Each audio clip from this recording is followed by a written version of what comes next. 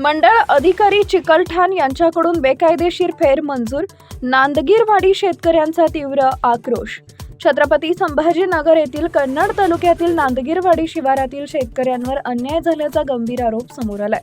मौजे नांदगीरवाडी येथील गट क्रमांक 146 व 147 संदर्भात सुरू असलेल्या अपील प्रकरणात न्यायालयीन सुनावणी प्रलंबित असतानाही मंडळ अधिकारी चिकलठाण यांनी बेकायदेशीररित्या फेर मंजूर केल्याचा आरोप शेतकऱ्यांनी केला आहे. या फेराला विरोध करत शेतकऱ्यांनी 13 ऑगस्ट 2025 रोजी तहसील कार्यालयात लेखी अर्ज सादर केला होता. मात्र अर्ज प्रलंबित असतानाच फेर मंजूर झाल्यानं प्रशासनाच्या कार्यपद्धतीवर प्रश्नचिन्ह निर्माण झाले आहे. सदर प्रकरण अपर जिल्हाधिकारी औरंगाबाद यांच्या न्यायालयात अपील क्रमांक 00-193/2021 अंतर्गत न्यायप्रविष्ट आहे. या पार्श्वभूमीवर आज नांदगीरवाडीतील शेतकऱ्यांनी उपविभागीय अधिकारी कन्नड यांना निवेदन देत दोषी तलाठी व मंडळ अधिकाऱ्यांवर शिस्तभंगाची कारवाई करण्याची मागणी केली आहे. न्यायालयाचा अवमान झाल्याचा आरोप करत शेतकऱ्यांनी उच्च न्यायालयात अवमान याचिका दाखल करण्याचा इशाराही दिला आहे.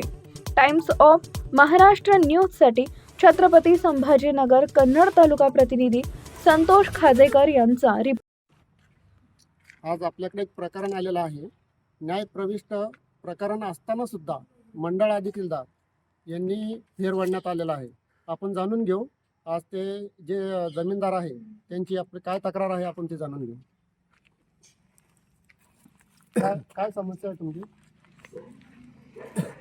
हमारी ये समस्या है 146-147 गट नंबर जमीन हमारी है और ये लोगों ने चोरी से ज़मीन बेचे और इसका फेर भी चोरी से खींचे थे. तुम्हाला काय म्हटले ते?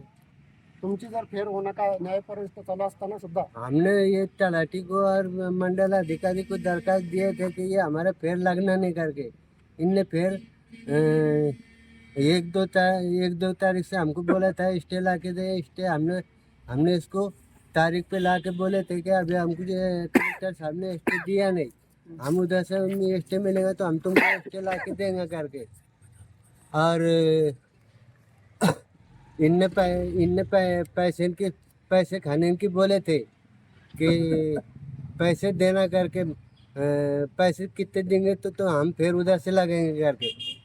50,000 रुपये इसने बोला, मंडल अधिकारी ने और तलाठी ने भी बोला. 1 लाख रुपए हम इनको कहाँ से भरेंगे? खेती को लगेंगे क्या बाल बच्चे पालेंगे? जर तुमचा आता जर निकाल नहीं लागला, तुमची समस्या दूर नहीं झाली तर तुम्ही पुढचं काय? हमारे निकाल नहीं लगा तो हम आत्महत्या करेंगे यहाँ तहसील में आन के. और इसमें पेट्रोल डाल के ना आत्महत्या करेंगे हम.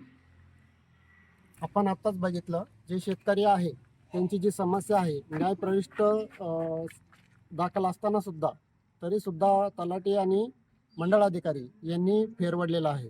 त्यांनी जाऊन तक्रार दिलेली असताना सुद्धा तरी सुद्धा फेरवडलेला आहे आणि त्यांना काही पैशाची पण मागणी झाली आहे. वरिष्ठांना एवढीच एक विनंती आहे का जे शेतकरी आहे त्यांची जी समस्या आहे ती होता होईल तेवढ्या लवकर दूर करण्यात यावं. कारण का त्यांचं म्हणणं असं आहे का ते आत्मदहन करणार आहे जर कधी त्यांची समस्या दूर झाली नाही तर.